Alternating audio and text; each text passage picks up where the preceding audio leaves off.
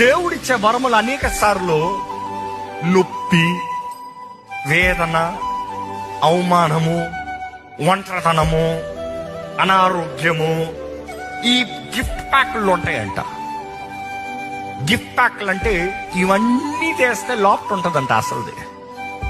మనమంతా దేవుడిచ్చే బహుమానం ఎలా ఉండాలి? బ్లింగ్ బ్లింగ్ బ్లింగ్ అని ఉండాలి. చూసిన వెంటనే వావ్ ఐ వాంట్ ఇట్ అన్నట్టు కావాలి.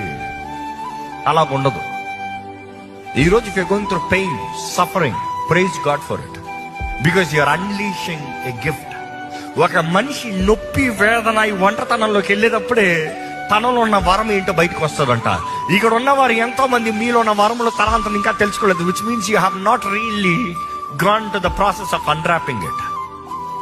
Pressure in life will make you do really worse things, right? Loneliness in life will make you go to any extent. అందుకని లోన్లీనెస్